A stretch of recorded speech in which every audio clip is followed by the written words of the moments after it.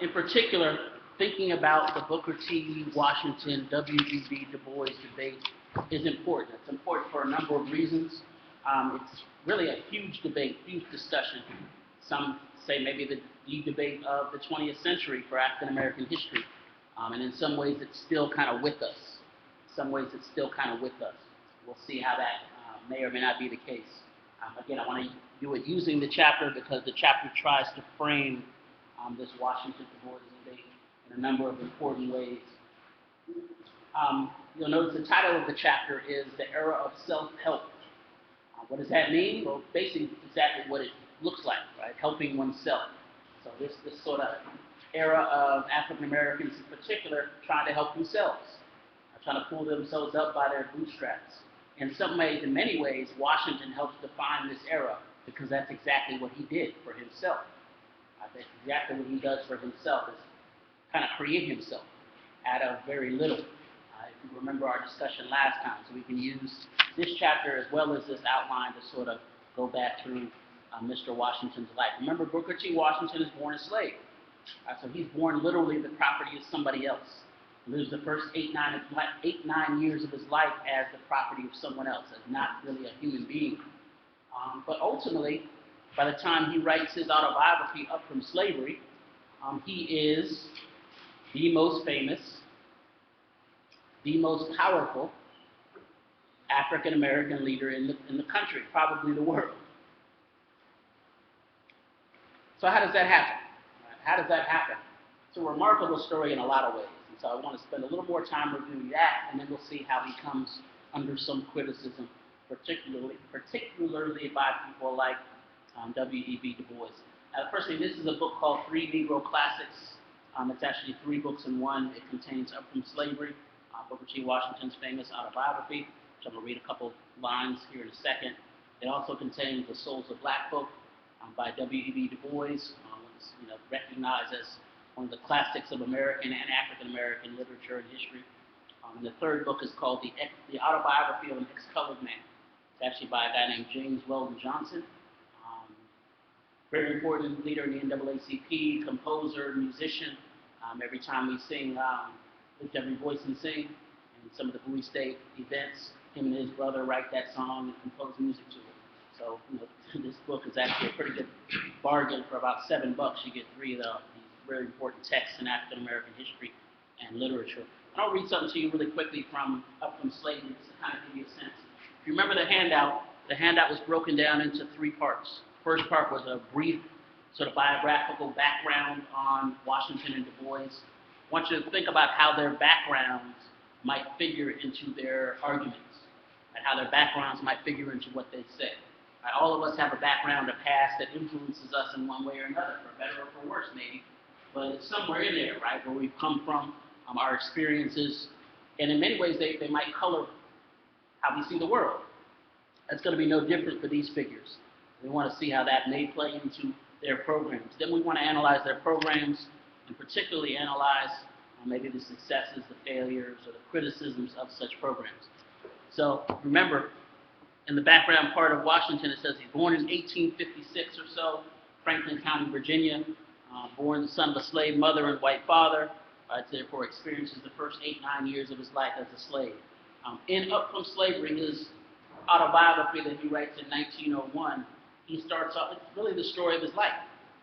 It's the story of his life. More specifically, it's going to be the story of his coming up from slavery, as the title says.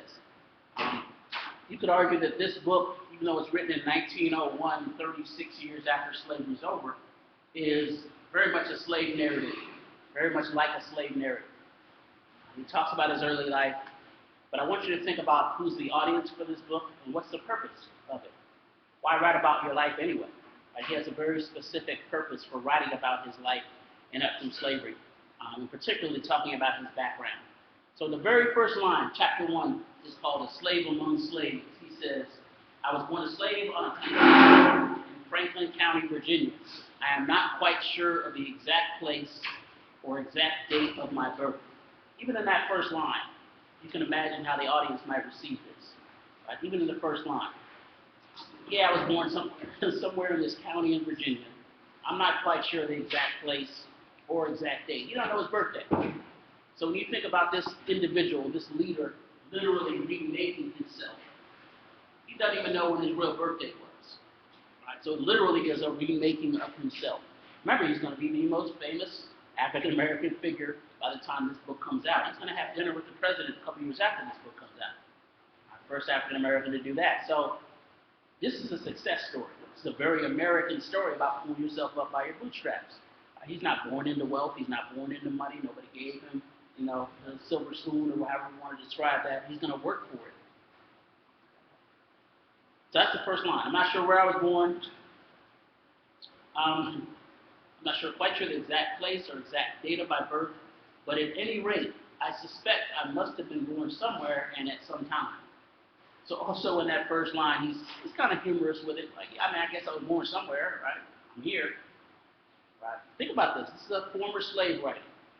What you might expect to find, you don't find in this book. As nearly as I have been able to learn, I was born near a crossroads post office called Hales Ford. And the year was 1858 or 1859. I do not know the month or the day. The earliest impressions I can now recall are of the plantation and the slave quarters, the latter being the part of the plantation where the slaves had their cabins. So he immediately identifies himself with the slave community. Right? I'm just like all these other 4 million freed slaves. Right?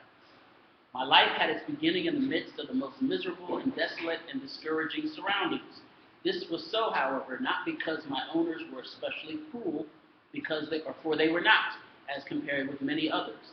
So even though you might expect a freed slave that's kind of made it and now has a mouthpiece to speak, to be kind of bitter, right? To be mad about being enslaved, about being mistreated, and seeing millions of others like him treated the same way. That's not what you're going to hear here. The first thing he says is, my owners weren't so bad. They were better than a lot of other folks. There's a whole bunch in this book, there's a whole bunch of sort of forgiveness for slave owners, for the white South generally, for white America overall. Again, I want you to think about why this may be the case and why it may have been written this way. We'll talk more about that. He goes so far in up from slavery as to say that slavery was a good thing. I'd be like, whoa, wait a second. How is a free former slave going to say that slavery was a good thing? Booker T. Washington says, you know what? Slavery taught African Americans to work, value of labor, hard work, and gave them a skill, whereas it taught whites to be lazy. Now, theoretically, that might make some sense, right? If you're working hard and the plantation owner sitting on the porch, sipping mint julep or whatever, they're lazy. The moral question of owning someone and being able to do anything you wanted to those persons, for example, him, his mother is a slave woman, his father was a white man, either his owner or some local white man in the area. Perhaps he was the product of rape. We're not sure. He's not even sure who the white man was for sure. Right? You would think someone like that would have some hostility. And maybe he does privately. Publicly, though, he's not bitter at all. I was born in a typical log cabin, about 14 feet by 16. In this cabin, I lived with my mother and a brother and a sister until after the Civil War, when we were all declared free. Of my ancestry, I know almost nothing. In the slave quarters and even later, I heard whispered conversations among the colored people of the tortures which the slaves, including no doubt my ancestors on my mother's side, suffered in the Middle Passage of the slave ship while being conveyed from Africa to America. I have been unsuccessful in securing any information that would throw any accurate light upon the history of my family beyond my mother. She, I remember, had a half-brother and a half-sister. In the days of slavery, not very much attention was given to family history and family records, that is, black family records. My mother, I suppose, attracted the attention of a purchaser who was afterward my owner and hers. Her addition to the slave family attracted about as much attention as the purchase of a new horse or cow. Of my father, I know even less than of my mother. I do not even know his name. I have heard reports to the effect that he was a white man who lived on one of the nearby plantations. Wherever he was, I never heard of his taking the least interest in me or providing in any way for my rearing. but I do not find a special fault with him.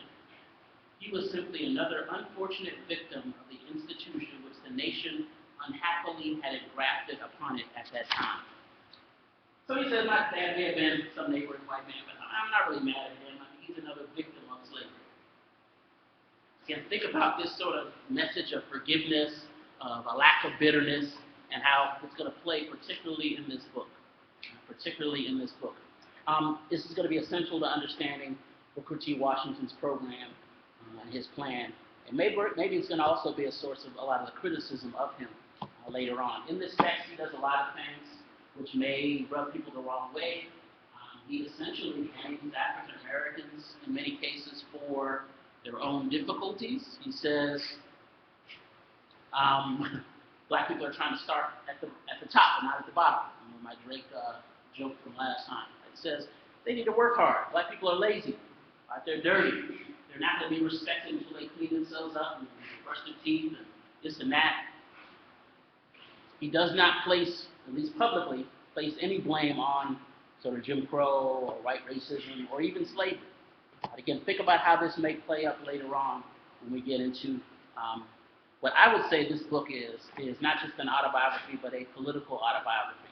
This is kind of the source of your paper, right? Analyzing this message and what it might mean, what he says and maybe what he doesn't say in some ways as well. So we're going to revisit some of these conversations. Ultimately, it works. This book helps further catapult him to power. When we talk about how he makes his famous speech in 1895, the Atlanta speech, the 5 fingers and all that, this book kind of puts him over the top in terms of his popularity so that Booker T. Washington becomes the man.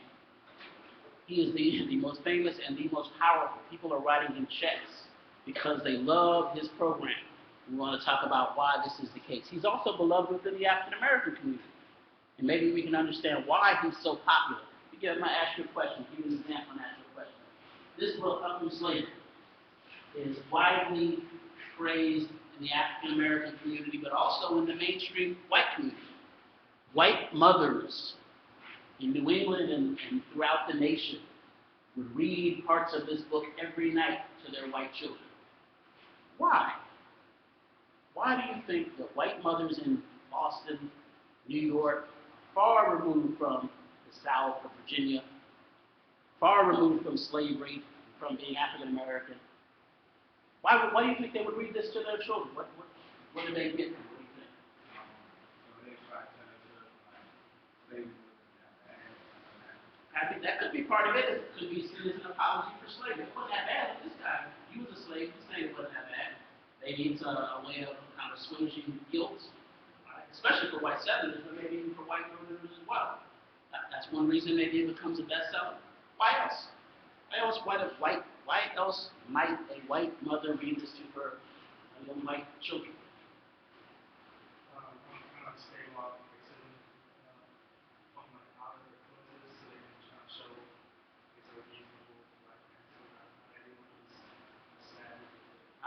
So he could be seen as this sort of reasonable African American, and that's exactly what he comes to be seen as, right? And that's the word folks would use.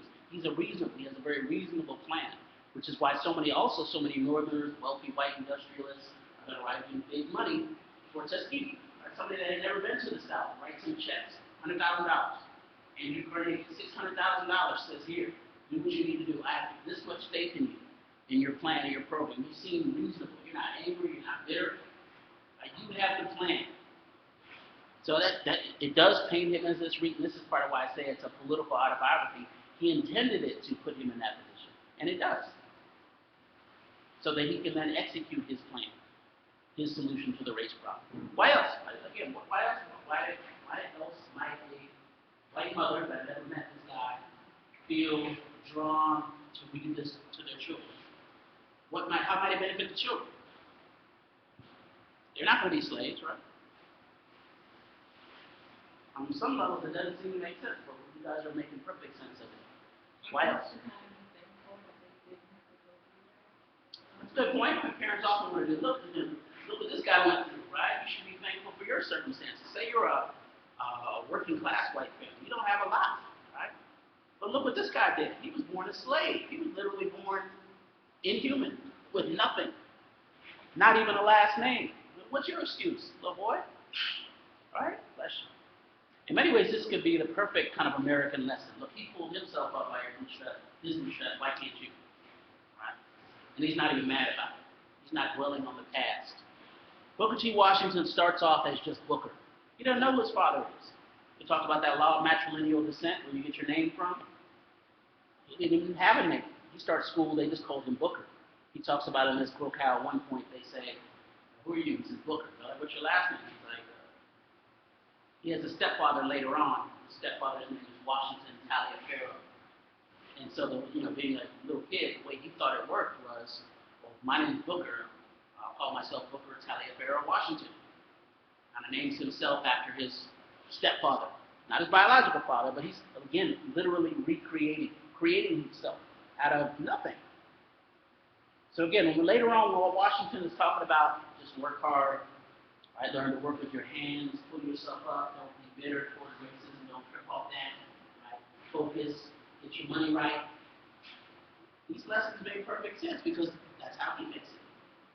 He walks to Hampton Institute, 400 miles or so.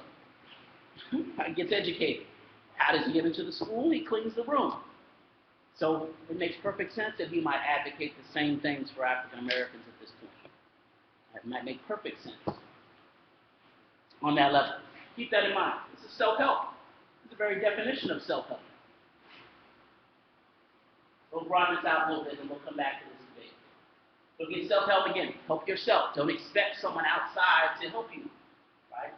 Don't rely on anyone else. It's about self-reliance. He's always talking about self-reliance. Pull yourself up by your bootstraps. And in many cases, this was very much the kind of motive of African Americans in this period. There are going to be many whites that help, but African Americans are constantly doing for themselves and also evaluating what does it mean if you accept help from someone else. Do they then have the right to tell you what to do? Remember, this is a population that has recently been freed from slavery, so you don't want to do anything to go backwards, right? To be re-enslaved in a sense. So there's some independence and freedom in that. Even when we talk about educational efforts, for example, as we will here in a second. So pull yourself up by your bootstraps. Not only pull yourself up by your bootstraps, but be of service to the race. So we talk about, being American in many ways is about individualism, right? You're an individual, you should be evaluated individually. That's true, theoretically.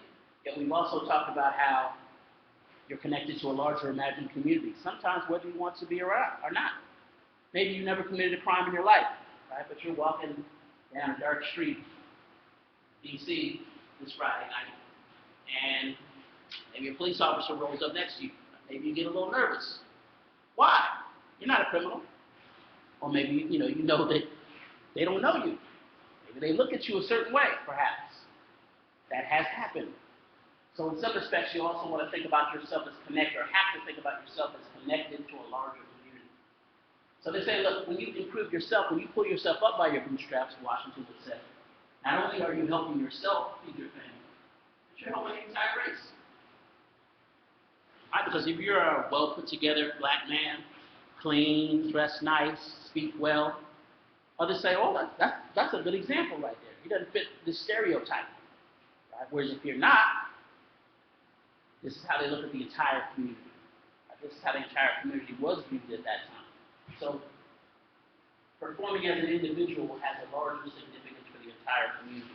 Both Washington and Du Bois would probably agree with that. We talked about education quite a bit and starting the schools and whatnot, right? Again, these same questions come up. Self-help, most of these things are going to be come from within the African American community, including much of the money. Yet there might also be philanthropy, folks that have money from outside the community that might help in some ways, and that's obviously a good thing. But does that money come with strings attached? Right? That always has to be the kind of question in the back of folks' mind. Yet when we talk about the success also of education, dramatic rise in literacy. Remember the end of slavery, between 90-95% of African Americans are illiterate. Yet within a generation, those numbers come way down. More and more people can read every year. Right? Like Washington says, it was like a whole nation, whole race going to school at the same time. Right? There are more and more books about African Americans, about African American achievements, this idea of African American history being significant, the fact that there was a history before slavery, right? The fact that Africa itself was this fantastic place in many ways, culturally, religiously, and others, long before Europe and all those sorts of things get reinvested in by many in this period. Education supported by both white and black donations and religious denominations. So religious organizations in particular, we've talked about how central they have been to African American education. Yet, how do you balance that? How do you balance someone willing to help you with the idea that there may be some strings attached to that education? What happens when they write you a check, but then come and see your school and say, you should just be teaching industrial education? Why are you teaching Greek and Latin? Why are you teaching African American history? That stuff's not important. That's not going to help you get a job. So see, these are some of the debates that are going to develop. Whereas if you're a school based completely on self-determination, you pay your own bills completely, nobody's financing you, and maybe you can determine what you want to teach. You can decide what education should look like. So self-determination is a part of this whole self-help, right? You're helping yourself by paying for it yourself. Some of them demand greater presence in the administration of white-run schools. So there are a handful of schools early on for African Americans that whites would found. Like Oberlin College, Wilberforce College in Ohio, for example, are some of the earliest to accept African Americans. Yet some are saying, well, are we going to only have white teachers for these black students? Shouldn't we have some black teachers? Should the president be black? It's primarily, say it's an HBCU. It's supposed to be for African Americans, yet all the teachers and all the administrators are white. Is that sending a certain message? Some people start to debate those questions. Even before Plessy versus Ferguson and some of the other cases come in where education is going to be made separate completely, these questions come up. Black community might be divided over the implications of self-help in relation to white-controlled colleges. So, does even sending your black student to an all-white school, does that say something? The only way you can get educated is to go outside of the community? Philanthropy, all that term means is people with money willing to give it, willing to spend, willing to help. But again, that sometimes comes with strings attached. Southern black schools began to receive money from large educational foundations of wealthy white entrepreneurs. Booker T. Washington is going to be genius at tapping into some of the money that's out there, in part based on From Slavery and other books. Right? He gets his message out there through this book. This is not just going to be a story of his life. It's going to be a story of his life and his educational program.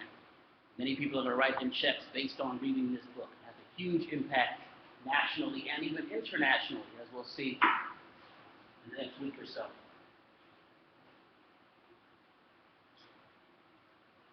Whites opposed outside philanthropy until it became clear that the philanthropists were not interested in promoting racial equality. So initially, the white South is like, wait a second, why are all these people putting money in black education? Is this money put in to start black schools going to mean that these black students don't want to stay in their place? Like, if you educate somebody, you're giving them some level of power, right? Say you educate them, they go, graduate high school, which is rare for the time, graduate college, very rare for the time among whites and blacks. Are they then going to be willing to go back and be a sharecropper? Are they then going to be willing to go back and not vote? Some say education is going to mean that they're going to challenge their position, their political position, their economic position, which many of the white Southers said, that's dangerous. We don't want that. Washington comes up with a plan that seems to work its way around that fear. He says, we can educate folks, but to keep them in their place. We can educate them, but they won't try to vote or become mayor or act outside their place. Right? There's a famous, if you watch the Rise and Fall of Jim Crow video, you'll hear a quote from Washington where he's being asked by a local white farmer about the farmer's cook. There's a black woman that cooks for the family. The white farmer asked Washington, why should I send my cook to Tuskegee to learn how to cook better? She's already cooking for us, basically. Says, why should I send her to Tuskegee when she can spit in a skillet and see if it's hot or not? Washington thinks about the question. He says, my job is to teach her not to spit in the skillet, not to have her question whether or not she should be a cook. So you're educating them to be better in their job, not necessarily educating them to think above themselves or outside their job. So Washington said, I should teach them how to be better farmers, more efficient farmers. I'm not going to teach them not to be farmers. I'll teach them how to be more efficient carpenters, not to teach them to be lawyers instead of that. That's at least publicly what's being said. And white America loves it. They're like, this guy has the plan. Because we need a more efficient, educated black population. The white South is trying to rebuild itself. We want more efficient farmers, but we don't want them trying to vote. We don't want them trying to act outside their place. We thought that necessarily that had to happen. Washington was saying, no, we're not going to try to put the bottom rail on the top.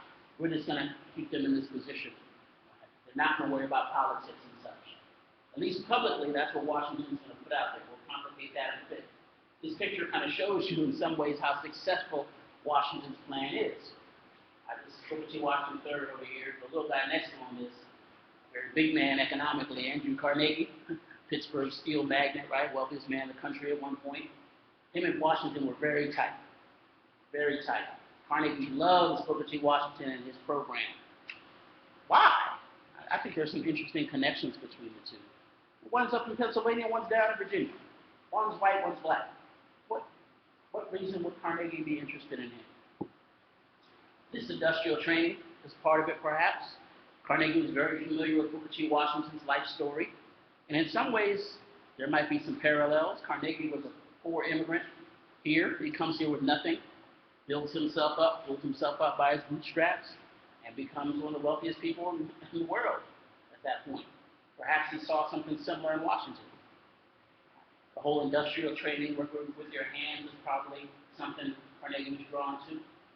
These two figures are William Henry Taft and Robert C. Ogden. One of them is president, one is another wealthy industrialist. So they're all, taking a selfie here. It sort of shows you how close they are. The third one is a former slave. So just the picture by itself is kind of amazing when you think about it. This is the heights that Washington would come to. He is going to be the power broker in the African American community for the next 20 years, from 1895 and 1915. Washington saw himself as a realist. He saw himself as a realist. He was born in the South. He was born in slavery. He looked around. He saw what was happening. He understood very, very familiarly that lynching was a problem, yet how do you respond to it? How do you respond to the race problem? All of these are his answers to that very question. How should African Americans respond to the race problem? He says, I have a plan for that. I have a plan for that. Yes, there's inequality, yes, there's Jim Crow, but we can sort of work around it or work within it and still do what we need to do. The Bois and others are going to say, wait a second, you've got to deal with the structural problem first. You've got to deal with the structural problem first. What are some of the problems? Educational inequality in the South. Now remember, Plessy versus Ferguson says that you're going to have separate but equal facilities, right, including educational facilities. So technically, if you have a white school, you should have a black high school. If you have a white elementary school, you should also have a black one. That's not going to be the way it plays out. Those schools are supposed to be equal. Yeah, they can be separate, but they're supposed to be equal. That's not how it looks. As we know, you get the white high school that has, all the nice new track and computers. They have computers in the 1890s, but you know what I mean. Books. In the black school, no chairs, no books. Teachers not getting paid. Dirt floor. So technically, they're saying, oh yeah, there's two schools, but they look nothing alike. So separate but equal is always a myth. So there is inequality. The South does not encourage equitable distribution of public education funds. So this raises the question, how do public schools, where does money come from for public schools? Even to this day, how do public schools get their money? Taxes. Property taxes especially. So if you, nice part of Bowie High School might have a certain level of money. Other parts of the city where housing values are lower, where folks have left that community, the school's going to get a lot less money. That's why one public school might look a certain way and have certain resources where another may not. Even to this day, that's the case. Right? Property taxes greatly impact school revenues. So what do you think it's going to look like when we have African American populations, most of whom are within a generation freed from slavery? How much money are they going to have for taxes? And therefore, what are the schools going to look like? You would think then that the society would collect all the money and distribute it equally, right? Because it has equal resources. No, that doesn't happen. So the South does not encourage equitable distribution of public education funds. Why don't blacks just complain to their local politicians? Well, disfranchising. And many of them have already had their vote taken away. Why should politicians listen to the African American community? They can't vote. Our politicians are about getting reelected. You can't vote? I'm not here. You're speaking a different language. So the disfranchised, they can do little to fight this blatant inequality. In addition to that, many black communities are going to be double taxed. Double taxed. What does that mean? Well, you already have this black community that already had fewer resources. To support public schools, but they're going to pay their taxes. Feel like they're good Americans. Let's pay our taxes, right? That money is taken and given to white schools. So the black community's taxes also are taken and given to white schools. Yet, if you're a black parent, you also want your child to go to school, right? So you need to come up with another check to support the local black school. Otherwise, your kids aren't going to go to school because it's illegal for them to go to school with whites. So this is this notion of being double taxed. You got less money, but you're paying double the taxes. See how that's problematic. Racist reallocation of the dollars. Yet you have this ideology of self-help, so you feel like you should support your own schools as well. Higher education. You start getting more and more students that are able to go to college. At first, you get folks that are doing really elementary, because so many folks are illiterate and doing basic skills. But after a while, you get more and more that reach high school, more and more that reach higher education. As the number of graduates from institutions of higher education rose, so did the question of what types of education was appropriate. This is where the Washington Du Bois debate comes in. Once you get enough students, African American students that can go to college, the debate becomes, what should these colleges look like? What should they be teaching? Washington had a plan. Industrial education was his plan. Remember, he walked to Hampton Institute. Hampton Institute was known for industrial education. Learning to work with your hands, right? Manual training, learning a skill. Washington takes that, gets put in place at Tuskegee by Samuel Chapman Armstrong. Of course, Washington is going to say industrial education is it. Helped him. It's going to help the entire race, Washington would say. Especially a newly freed race, mostly working in agriculture, mostly unskilled. It's going to help them, get better jobs and be able to feed their families, at least on a basic level. It's going to keep them from getting lynched, Washington might say. Yet there are others going to come up that say, well, wait a second. Why should all African Americans have to only learn manual training? We don't do that with all whites. Right? If you're a white person and you want to be a plumber or carpenter, you can learn that skill. Make a real good living as a plumber. Make more than me, right? But that's your choice. You can choose that. Not every one of the race has to do any certain type of education or take any certain type of job. Why is that mandated then for African Americans, that they should all learn farming or agriculture or carpentry or something with your hands? Shouldn't you be able to choose? Or shouldn't you be able to do whatever your talent allows you to do? That's where Du Bois is going to come in here in a second. Right, so that's the debate, industrial training or industrial manual arts training versus a classical liberal arts training. Basically, what classical or liberal arts training is kind of what we're doing here. Right? Think about your first 2 years at Bowie State. Despite your major, a lot of you are going to find yourselves in similar classes, right? A classical or liberal arts training says that you educate broadly, because no matter what you end up doing, if you're an accountant, if you're a musician, you need to have certain basic levels of education to exist in a society. So we make you, the state makes you take certain history classes, psychology, sociology, astronomy, all these things can make you well-rounded, right? That's classical, that's liberal arts education. You might take Greek, Latin, Spanish. Why? Maybe you feel like you're never going to Spain, right? This is kind of the debate that's roots up. This is, Washington really rises to prominence. He founds Tuskegee in 1881. He rises to prominence and becomes a national figure in 1895 in the Atlanta speech. And he's really the man for the next 20 years. Washington dies in 1915. So from 1895 to 1915, they sometimes call that the age of Washington. He's really in charge. Now, Du Bois and other critics are going to start chipping away at this power slowly, beginning with Du Bois's book, Souls of Black Folk, in 1903, and slowly after that. So Du Bois is kind of coming up, but Washington is at the peak from 1895 on. It's a good question, though. In some ways, though, again, this debate's going to stay with us much longer. Should you learn a trade? Should you go to trade school, or should you go to Bowie State? It's still a debate, right? Trade school might get you a job more quickly. You might make more money, short-term, long-term. Still an important debate. Okay, so this is what takes us to Du Bois and his criticism of Washington. So we sort of know a bit about Washington. We'll come back to complicate him a bit here.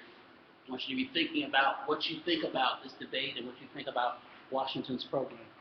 But first, let's look at Mr. W.E.B. Du Bois a little bit.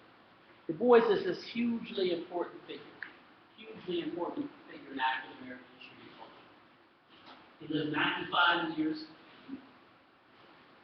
95 years, written by our every or something. He was a busy person. He wrote over 20 books, over 1,000 articles. Back before the laptop, so he's writing by hand, typing stuff, typewriting. We talked about Du Bois a little bit when we were having a discussion on lynching. Remember, he's in Atlanta at the time that Sam Hose gets lynched. He was a professor there. He's writing an article about this lynching and taking it down, and he sees Sam Hose's knuckles on display. That's the moment where Du Bois talks about he knew he couldn't just be a college professor anymore. He needed to get involved in political activism. He's going to found a number of organizations which ultimately become the NAACP. Right? So Du Bois is this really, really important figure. But in many ways, his background is very different than Washington. Right? Perhaps their differences stem from, initially, their backgrounds. So look at the worksheet for Du Bois's background. I won't read through all of it. This gives you some sense of the dramatic differences. Remember, Washington was born a slave in Virginia, South. Du Bois was born in 1868, 3 years after slavery is ended. So Du Bois is born during Reconstruction, where we started this class.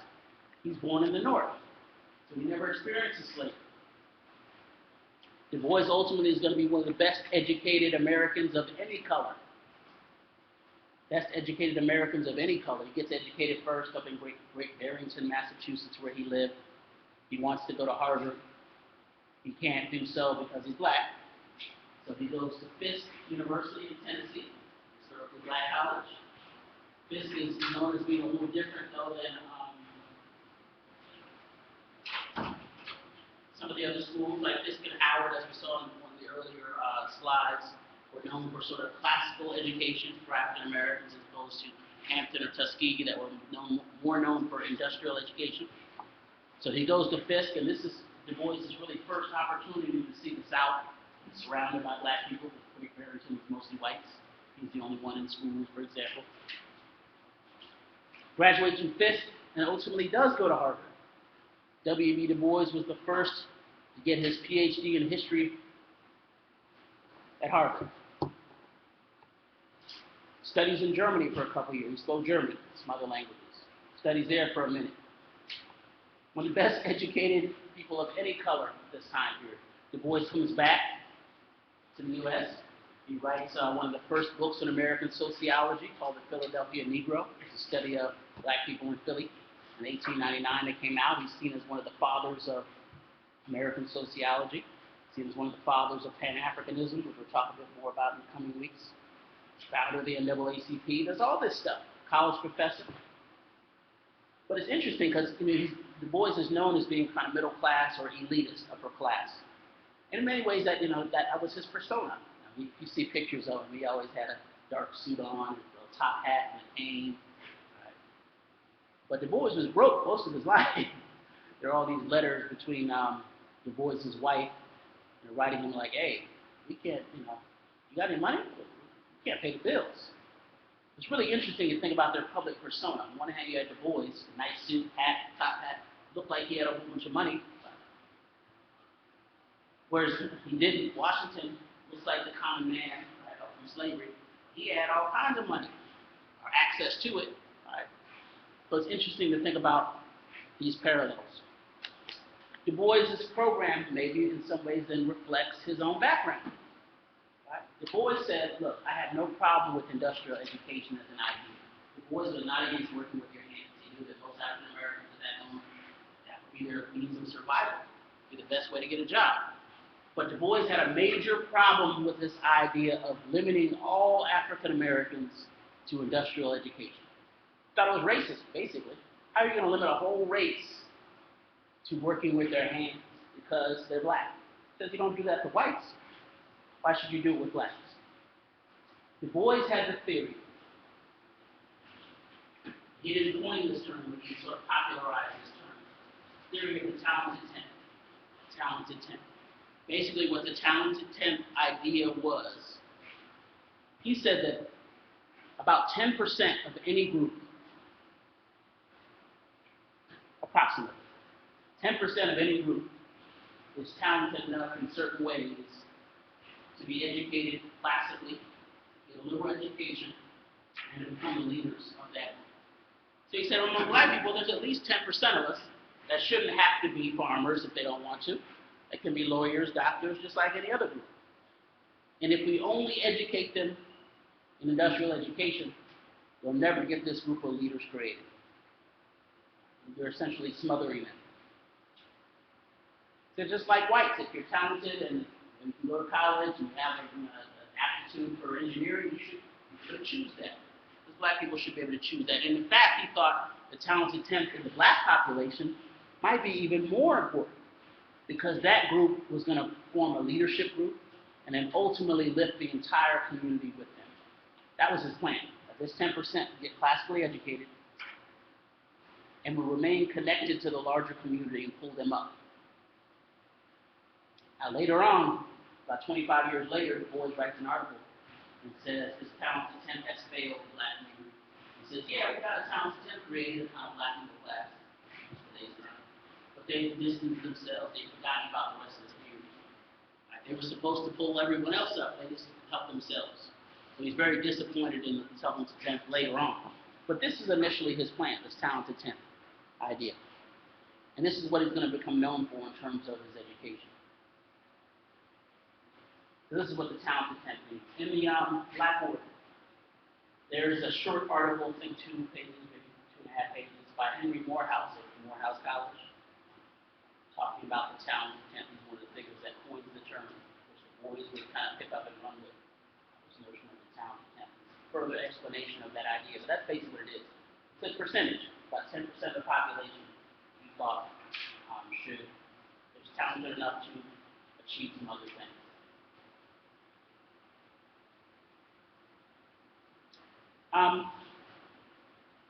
Go back to the handout. Then there's plenty on his background here. And that middle part of the handout was to compare their philosophies. Remember, the basic question here is how should African Americans respond to the race problem? Right, so we went through Washington. I said economics was first for Washington. Washington was like color problem is not an issue. It doesn't matter if you're black or white. Green is the only color that matters. Right? Get your money right, and you'll be respected. Education was second for Washington, because that really was a part of the economic plan. Right? This industrial training was supposed to lead to economic empowerment. Political and social equality, Washington says, at least publicly, says was foolishness. Right? Black people, that's foolish for you to try to vote and do all these things. Publicly, that's what he's saying. That's what he writes in here. We'll talk about how maybe privately there might be some other stuff going on.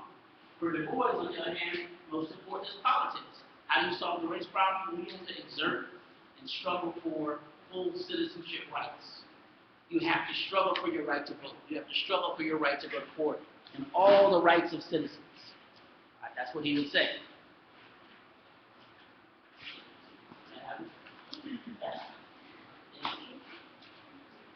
So political rights are most important. How do you solve the race problem? Get your political rights, just like every other group has. Now, last is economics. He says economics is not that they're unimportant, but they're less important than even your political rights. Du Bois had an example. One of his examples was going to be sharecropping. We talked about sharecropping before with the Reconstruction outlines. Du Bois would say, look at the example of sharecropping. This shows you that political rights are more important than economic rights.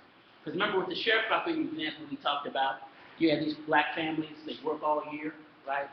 Sign a contract, a labor contract with, sometimes with their former slave owners. Yeah, I work all year, my family will keep the cotton, since we're working on your land, since we're using your tools, or renting a place to stay from you, we'll split the profits.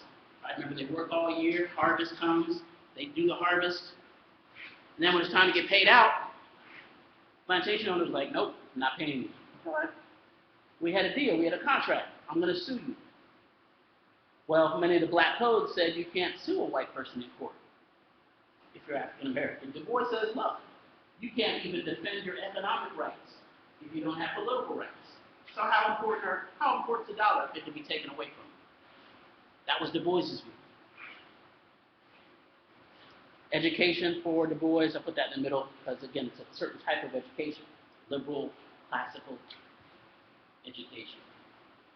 So whereas Washington was saying it's foolishness to study Greek and Latin and French, you need to get out there and get you a job. It's foolishness to sit around and study him. You should be learning how to build these desks. I'll get you a job faster, Washington would say. Du Bois says, no, ideas are big. He said, Du Bois says schools are not just to make money makers. They're about making men and women. You'll be well-rounded if you're going to be respected. Look at these quotes at the bottom here. We went through the Washington quotes a little bit last time. There are some major themes, and there are some key quotes here that I'm going to explain a little bit. One of them is the color line. The color line. First quote from Du Bois is probably his most famous. He writes this book, Souls of Black Folk, in 1903 as a direct response to Washington's upward slavery 2 years earlier in 1901. He's published some of these things early on, or earlier than that, but he puts them all together, somewhat in answer to Washington. The most famous line in that book is, the problem of the 20th century, quote number 1. The problem of the 20th century is the problem of the color line. He says there's a line in this society that divides white people and black people. So there's literally a line there. We might call that line in the spirit of Jim Crow. We're studying the rise of it right now.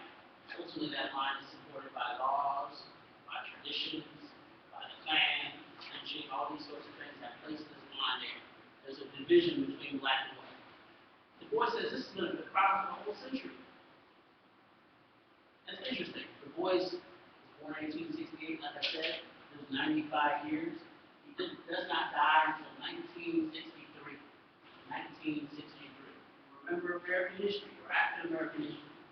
In 1963, there were some big things going on.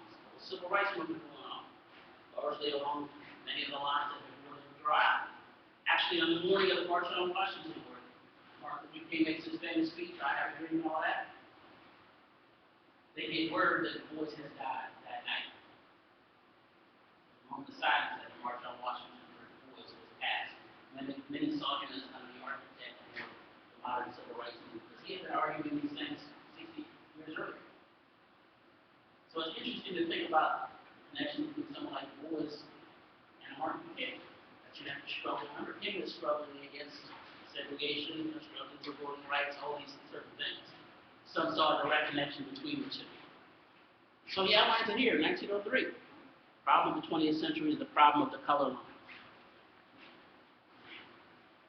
He used a number of metaphors, a number of terms and metaphors to symbolize this color line problem. So, for example, you got a color line here, white people on this side, black people on this side, they're literally divided. He used this concept of the veil. The veil is a veil. Think about a veil today. Where do you see it? Look at it. It's a covering. Yeah, it's a covering. We tend to think of it from weddings. The bride walks down and has a veil over her face. You can't see her face, right? You come down and eventually the wedding is all that kind of stuff, right? He used this metaphor of the veil to describe this color line. He says there's a line here, white people over here, black people over here, there's a color line between them that functions like a veil. Initially, Du Bois says that whites put this line there, or whites put this veil there, so they wouldn't have to see black people. He says there's such guilt over things like slavery that they put this veil there, so they don't have to look at that and deal with slavery or racism, discrimination, all those issues.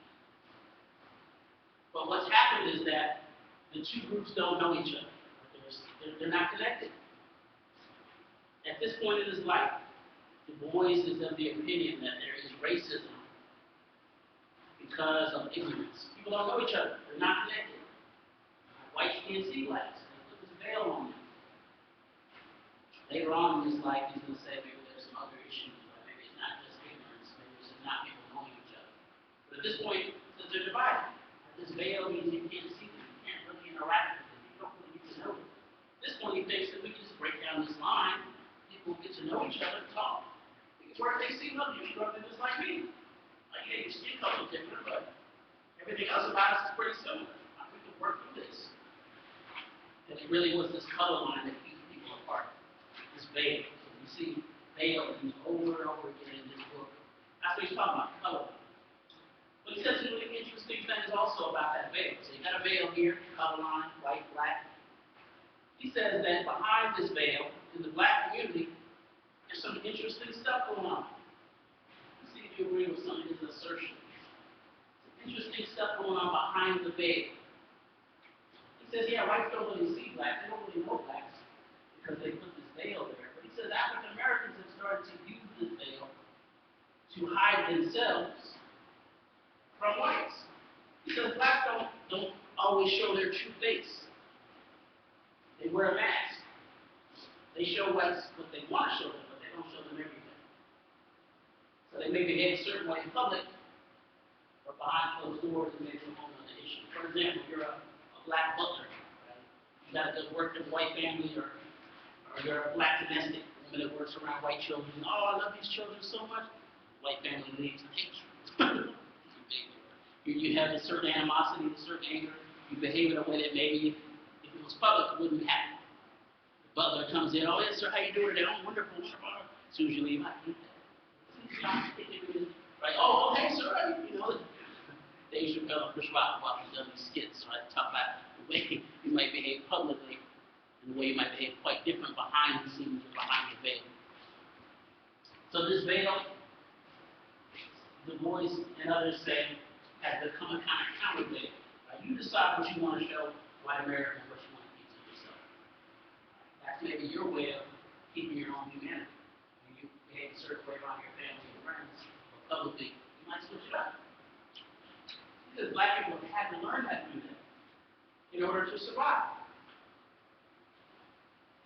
Part of that comes from another concept here that he coins called double consciousness. Double consciousness. Just like me to help us understand this. Double consciousness is something that he says has developed in the African American community because of this veil being put there. Right? How do you respond to racism? Double consciousness is one of the creations of it. So look at quote number 3. Kind of explains what this double consciousness is. It says, it is a peculiar sensation, this double consciousness, this sense of always looking at oneself through the eyes of others. He says, African Americans always have to look at themselves as others see them. Like, yeah, you're an American, that's great, you want to be an individual, you know who you are, you feel like you're a good person, religious, good, church, this and that. Yet you know that the mainstream society is looking at you, putting certain stereotypes on you, certain ideas on you. You have to deal with that. Maybe you don't believe it, maybe you don't buy into it, but you gotta believe it. So when the cop goes by, although you know you're not a criminal, you know that he may think you're a criminal, and so you want to behave even better than you might otherwise, just to keep you safe. Double consciousness. Always you're looking at yourself through the eyes of others. Always looking at yourself through the eyes of others. So it says always looking at yourself through the eyes of others, of measuring one's soul by the tape of a world that looks on in amused contempt and pity. One ever feels his two-ness, an American, a Negro. This is another part of this double consciousness. Something that people have called the problem of the hyphen. Problem of the hyphen for Du Bois. Du Bois said African Americans are really interesting predicaments. They are both African and American at the same time. And remember, this is where we started this class. African American identity, black, what does that mean? Right? This was a Du Boisian question. This problem with the hyphen, this double consciousness. Yeah, you're American, you want to be American. Yet in some ways you know America doesn't accept you, especially at this time period. And also you know that there's a whole other side to you. At some point your ancestors were from Africa, so maybe you should maintain part of that cultural connection. And what's interesting is all Americans have a sort of hyphenated identity. Except Native Americans. If you're Italian American, right, your family immigrated here, you might still feel some connection to Italy. If you're Irish American, right, maybe you want to find out what village your family is from outside Dublin or Galway or something, right? That's a certain sort of sense of strength, pride.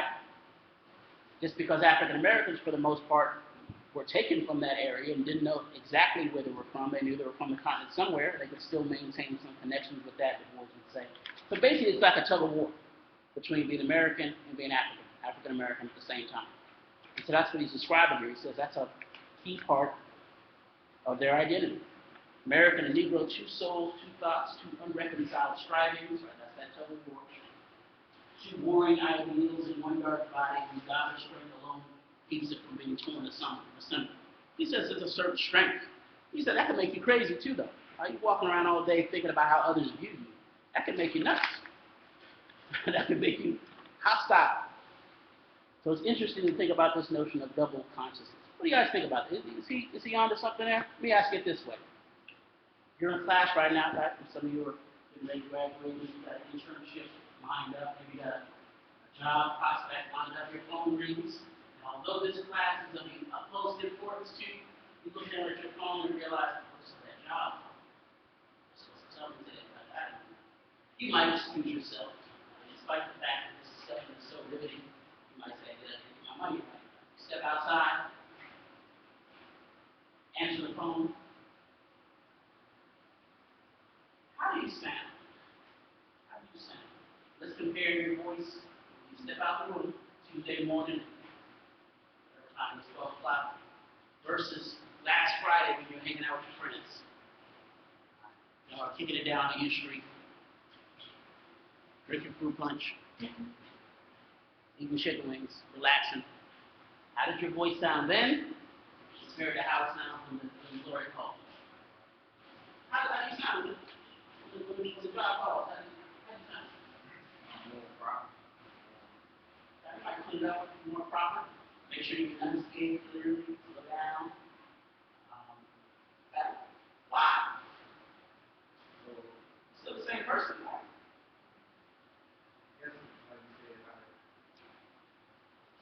how you need to be yourself.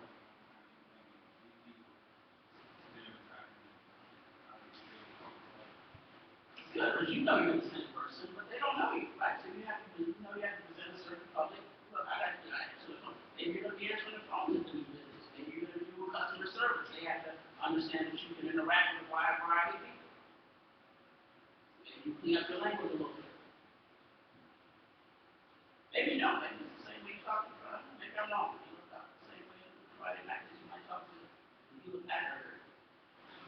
Or the big company calls cancer. I know I do. And I'm very proud of you. Some of them first happen on the phone. Make sure I slow down. First of all, enunciate. Try to show how intelligent I am. I'm just as smart on Friday night than I am on Tuesday. But it's presented a certain image. It says it's double consciousness. We know that there are certain ideas about economics, the way people speak, and this and that. Take it a step further. We can talk more about this next time. A lot of folks have taken this idea of double consciousness, initially that had to do with race, and applied it to gender. Feminist scholars, for example, say women deal with this all the time. Recognizing that you're a woman in a male-dominated society, as you walk in for an interview, how should I dress for that interview? Should I wear this skirt? Is that too short? I said, well, how about this shirt? Is that a little too much? It's not professional. Or even just walking down the street. You know, that you might have certain vulnerabilities as a woman. So this double consciousness idea doesn't just have to be racial, but this is how it first got coined around Du Bois, particularly around this issue of race. Yeah, we talk about race as socially constructed and all that, but it has real implications. Right? Not knowing certain rules could get you lynched in this period. So Du Bois says you have to deal with that. You have to deal with that. Much of his critique of Washington is going to center around these differences. It's going to center around these differences. Now, there's so much to these figures. I want to get your thoughts, particularly on Washington and his plan here. Again, Du Bois's major issue with Washington was not even really industrial education. It was that he thought Washington's plan was too limiting for African Americans, and also Washington had a major problem with Du Bois had a major problem with how Washington used his power. Once he got all this power, Washington was known to be pretty ruthless with the use of this power. For example, again, Washington thinks he has the plan. He thinks he has a plan for the race problem to solve it. So if you wrote a bad article about Washington in your newspaper, I'll say you wrote that article on a Friday, you're a little black newspaper writer, you come in on Monday to work, newspaper boarded up, what's been purchased. Somebody in Tuskegee, Alabama bought it, closed it. Washington did that on a few occasions, shut down a few presses. He uses his power for anyone that was a critic of his. He says, no, I have the plan. So anybody that's a critic is an enemy. Du Bois and others would start a few organizations, first the Niagara movement that you'll hear mentioned in the chapter in 1905. Eventually that folds into the NAACP. But first it was an all-black organization, and they get critical of Washington. They put out an announcement about this meeting. This Niagara movement was supposed to meet. Washington says, nah, I don't even want them to be able to meet. So Washington calls up various hotels and says, don't let them meet there. The reason why this organization went all the way up to Niagara, Canada, is because they couldn't find any place to meet in the U.S. Washington is using his power. He called all these white newspapers and said, don't give them any press. Keep them silent. Some say, hey, he felt like he had the plan, so he was, willing to implicate that plan however he could. Others say, oh, nah, how can you go that far to hurt other African Americans in the process of trying to help them? I don't know. In the 1970s, one of Booker T. Washington's biographers discovered some new information about Mr. Washington. I remember publicly, Washington was saying, get your money, economics, don't worry about political, don't try to vote, don't try to challenge Jim Crow. Privately, there might have been some other things going on, and this kind of maybe complicates Washington for him. Remember, he's saying publicly, don't challenge Jim Crow, Plessy versus Ferguson is the law of the land. Privately, Washington was taking some of that money he was getting, some of those big checks, and secretly financing court cases against Jim Crow. Remember, publicly, his public persona, this book is saying, don't worry about politics, don't struggle, that's foolishness. Privately, he's like, here. Some people, that changes the view of him. Is he a hustler? Getting the money from whites, many of whom are white racists, and he's using it against them. Some say, well, still, there's a public and a private Washington. Du Bois had major problems with his use of power. This actually happened to Du Bois in terms of Washington's use of power. He couldn't get a good job for African Americans without Washington's stamp of approval. In fact, Du Bois applied to be assistant superintendent of schools here in D.C. But he came to D.C. and he makes a critical speech of Washington at M Street Dunbar High School. And Washington initially says, yeah, I'll write you a letter of rec. Later on, it's like, nah, I don't endorse that dude. Du Bois doesn't get the job. This is how much power Washington had. Washington dines with the president in 1906. So he had tremendous power. Some people didn't like the way he used that power. Yet, Washington was kind of universally loved, not universally, but widely loved and widely hated maybe at the same time. He walked into a black home between 1895 and after. You saw three pictures on the wall. Abraham Lincoln, Jesus, and Booker T. Washington. Those would be the three pictures you would see. Black people loved him. Later on, you see Martin Luther King, right, after the Civil Rights era. Yet others thought he was the worst thing going. He seemed to kind of sign off on Jim Crow, on racism. He seemed to blame African Americans for their own failings rather than this notion of racism. Again, think about how these debates have stayed with us. Is racism the problem, or is it black people are lazy? There's still debates that remain with us to this day. What do you think? Whose program, if I could ask it any number of ways, whose program do you think is maybe more successful in the program, do you think is more realistic? Again, there are criticisms of Du Bois too. Some people say, well, Du Bois is only interested in Townsend 10, right? So he wasn't interested in the other 90%. Not really true, but some say Du Bois was elitist. Right? He wasn't in touch with the main black population, whereas Washington was. So this debate could go either way, and that's part of what you're evaluating in terms of this paper. Right? Is Washington a sellout or a savior? What do you think? Whose is more realistic? Who is more practical? Whose plan is better? We're going to run out of time, so maybe we'll table that question for next time. Whose plan is more realistic? Whose plan is better? So on one side of this handout is all this stuff that we've been using for this debate. On the other side is a paper prompt. A paper prompt. We said a couple things about that in the time we have left. This is supposed to prompt you to develop an argument about a paper. Right? The main question being asked is the title. Is Washington a sellout or a savior? Is it a sellout or a savior? This wasn't the major question being debated at the time. The rest of the information are sort of subprompts to help you develop an argument, a thesis statement, an answer to that question. Right? So Washington has his program which you'll evaluate, and then you'll evaluate the criticisms of Washington. Du Bois is the major critic, but there are other critics. We could talk a little more about them moving forward. So that's the paper you're going to have to write. This paper is going to count as part of your midterm exam. Due next week, a week from today on the 17th. I've made a change. Since we missed a little time last time, you're not going to have a separate midterm exam. You're not going to have a separate midterm exam. Your midterm will be the study guide that you have in front of you for the Chapter 12, the Chapter 12 multiple choice, those identification terms on the study guide, and this essay. You're going to write the essay outside of class and submit it to the Dropbox by the 17th. And then in class, you'll do the multiple choice and the identifications. I'm going to say a little bit more about identifications next time, but basically what they are is a short paragraph, 4 to 7 sentences or so, on the various terms on that sheet. So what I'm going to do is, there are 15, I think, total terms on that sheet, things we've talked about all the way up to Chapter 13, even including videos and such. I'm going to choose 10 of those terms. You're going to have to answer 6 of them for the test. The multiple choice section is only from Chapter 12. So that study guide, if you look back at it, the multiple choice terms are only from Chapter 12. You'll notice the other IDs are from 12, they might be from 11, they might be from 13, they might be from videos. But the only stuff on the test, the only stuff that will be on the test is on that study guide. I'm not trying to fool you. That and this paper will count as your midterm. I'm not doing a separate midterm up to Chapter 14 or anything like that, even though we're technically up to Chapter 14 in terms of reading. Question? No. Yeah, we'll push it back to Tuesday, since we missed last time, since we're working through that.